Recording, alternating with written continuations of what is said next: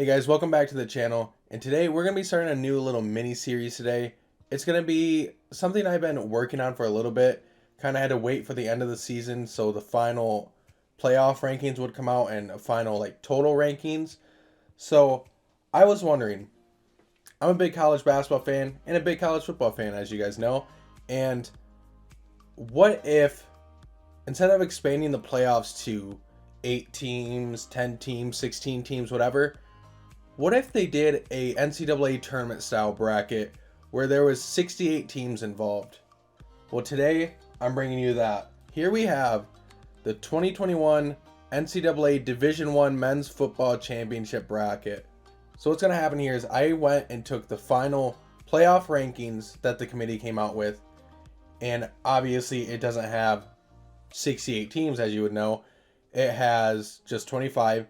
So I took the top 25 teams and threw them in. So obviously 1 through 4 are going to be the 1 seeds of each bracket. And then 5 through 8 will be the 2 seeds, so on and so forth.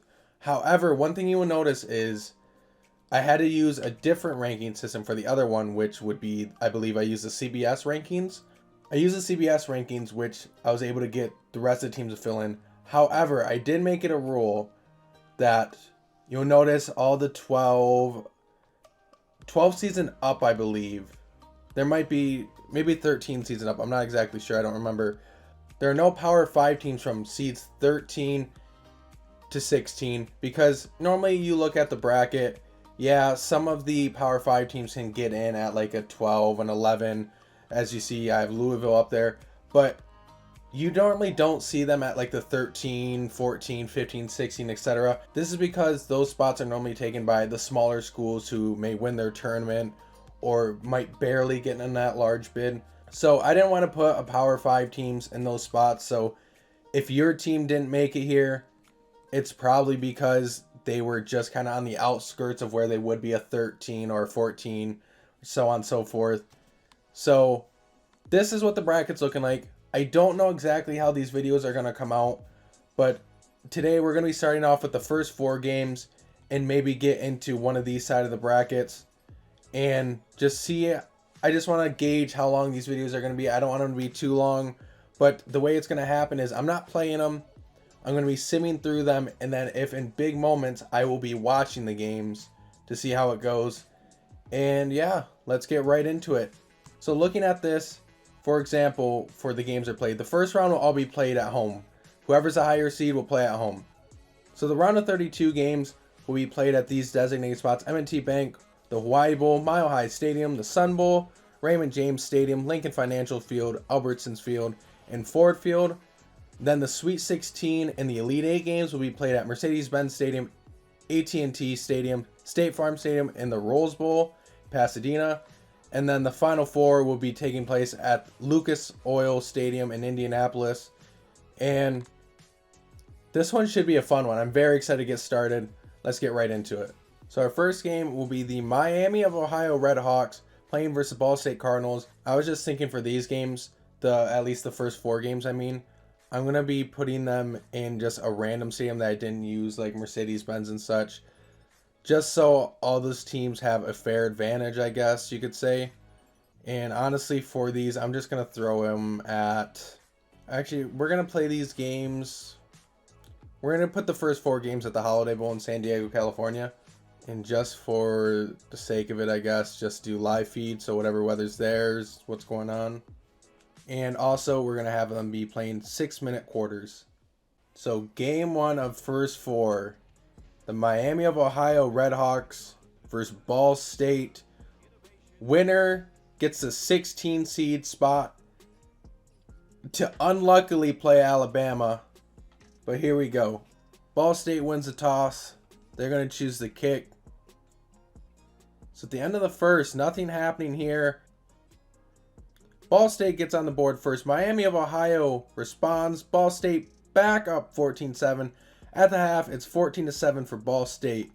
And start of the fourth, it is 14-10 Ball State.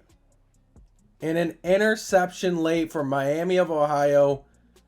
Down 14-10. And we're going to watch this game from this point forward. And here we go. First and 10 for Miami. Down 4. They need to drive down the field and get this touchdown to get their spot in the tournament. Quarterback's going to scramble for it. Gets ahead for none, actually. Sacked for a loss.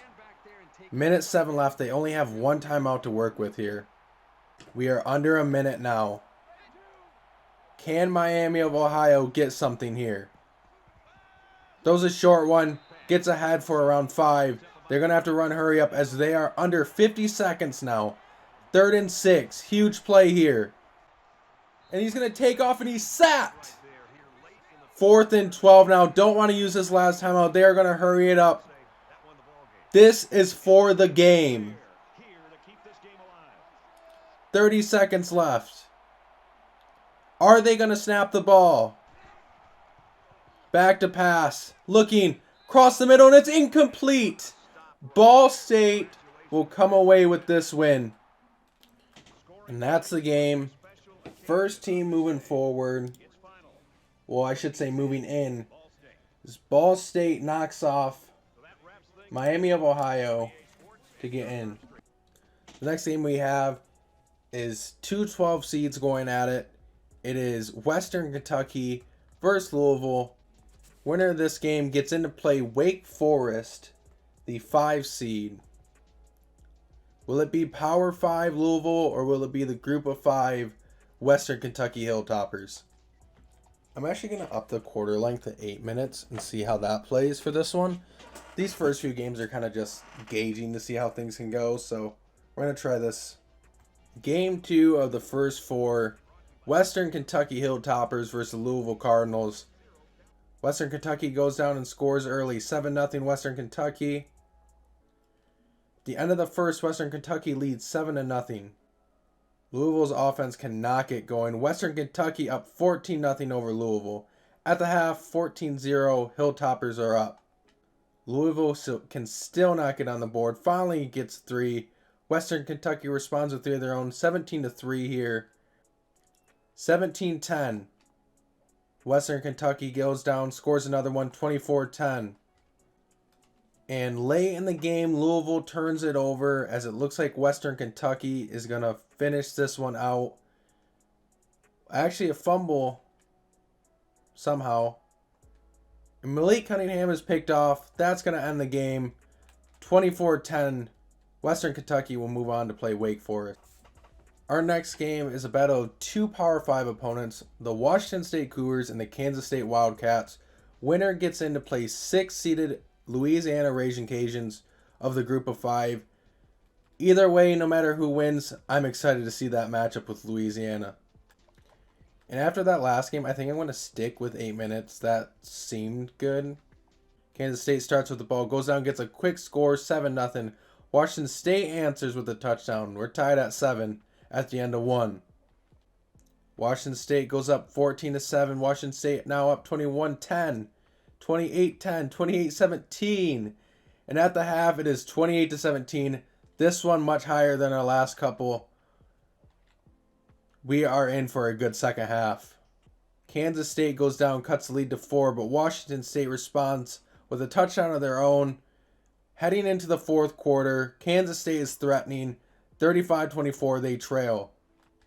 And Kansas State scores a touchdown and the 2-point conversion makes it just a 3-point game here. Washington State goes down, gets a field goal. They extend their lead to 6. Kansas State ball. And wow, near the end zone, Kansas State fumbles it. And Washington State recovers on the 1-yard line. Kansas State needs a stop here. And Kansas State can't get the stop they need. Washington State holds on to this one 38-32 in a shootout game and will move on to play the 6-seeded Raging Cajuns. And for our final game of this video, as I'm just going to finish up with the first 4, get the bracket all set, and then you guys can see the ensuing first rounds and the following videos. But it will be the Eastern Michigan Eagles playing the Old Dominion Monarchs. Winner gets in to play number 1 seed Cincinnati. And for our final game of the first 4, the Eagles versus the Monarchs. Also our final game in San Diego at the Holiday Bowl. Eastern strikes first, going up 7-0. Now up 13-0 after a missed extra point. Eastern with the ball again, threatening to score once more. And they do, as Eastern up early here in the second quarter, 20-0. Not much going for Old Dominion until just now they score a touchdown. Make it 20-7 at the half. Eastern leads. Eastern Michigan extends their lead 36-7 going into the fourth. Eastern will be playing Cincinnati as the 16 seed after a dominant 50-7 win over the Monarchs. And that's going to do it here for me on this first episode. I just wanted to get the whole mini series explained here, what we're going to do, how it's going to be set up, and get the whole bracket actually set with simming the first 4 games. And the bracket is now completely set. Games that got finished here would be Bama, Ball State, as Ball State beat Miami of Ohio. Wake Forest is going to be playing 12th seeded Western Kentucky after a 24-10 win over Louisville. Louisiana Raging Cajuns of the Group of 5 will be playing Power 5 Washington State after Washington State holds off Kansas State 38-12. And Eastern Michigan will take the final spot as a 16 seed versus number 1 Cincinnati as they dominate Old Dominion 50-7. And our bracket is now set. In the next video, again, I'm not sure exactly how I'm going to do it. I might try to do the whole first round. I might just try to do half. I'm not sure yet. But for sure, the first game you will be seeing will be Alabama playing Ball State in Tuscaloosa, and so on and so forth. Thank you guys for coming out and watching this video. I hope to see you on the next one so we can see who will win in an NCAA basketball tournament format for college football. Thank you guys for watching this one. Hope to see you on the next one. Later.